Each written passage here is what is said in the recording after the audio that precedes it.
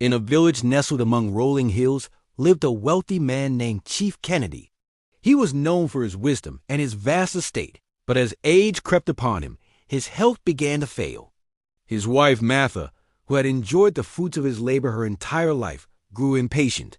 She saw his weakening state not as a reason for care, but as a countdown to her inheritance.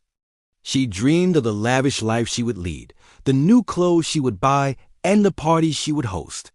She barely visited his bedside, her mind already spent in the fortune she was sure would be hers. The only person who truly cared for Chief Kennedy in his final days was a young woman named Amara. She was the housemaid, a quiet and gentle soul who had served the family for years. Amara tended to the chief with unwavering devotion. She brought him his meals, read to him from his favorite books, and listened to his stories of the past.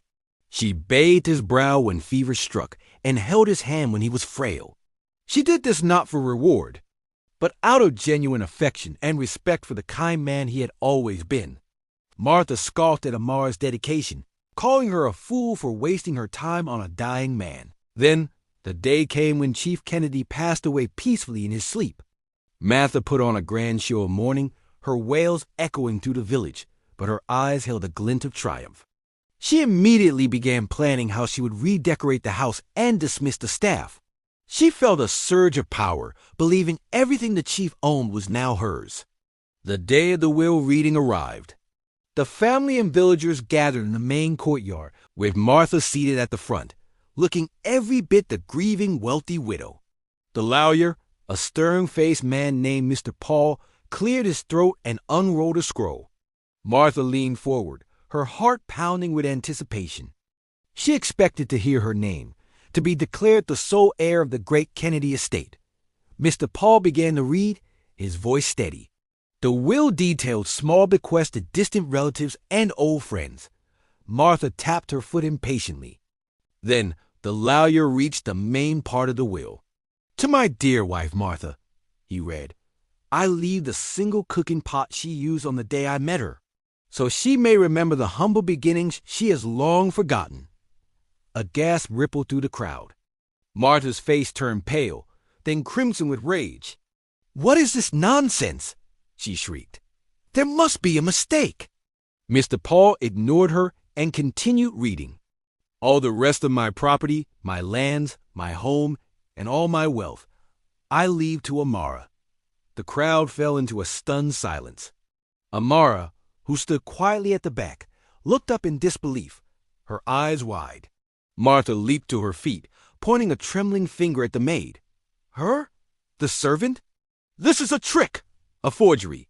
The lawyer held up a hand for silence and pulled a smaller sealed letter from his bag. Chief Kennedy anticipated this reaction, he said, his gaze fixed on Martha. He left a final letter to be read aloud. He broke the seal and began to read the chief's own words. My dearest Martha, the letter began. While you waited for me to die, Amara helped me to live. While you saw only gold and land, she saw a man in need of kindness. She gave me her time, her care, and her heart, without asking for anything in return. Wealth is not a right. It is a responsibility. I leave my estate to the one who understands its true value, the value of compassion. Amara was my family when my own wife was a stranger. She has earned this, not through blood, but through love. Tears streamed down Amara's face as she listened to the chief's final words. Martha, humiliated and exposed, stood frozen in shame. The villagers murmured amongst themselves, their eyes shifting from the greedy widow to the humble maid. In that moment, they all understood Chief Kennedy's final act of wisdom. He hadn't just passed on his wealth.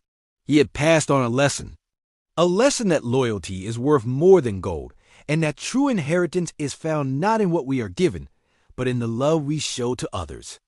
Amara, the girl who had nothing, now had everything, and she vowed to manage it with the same kindness and grace the chief had seen in her all along. Thanks for watching. If you enjoyed this story, don't forget to like and subscribe for more Tales of Africa.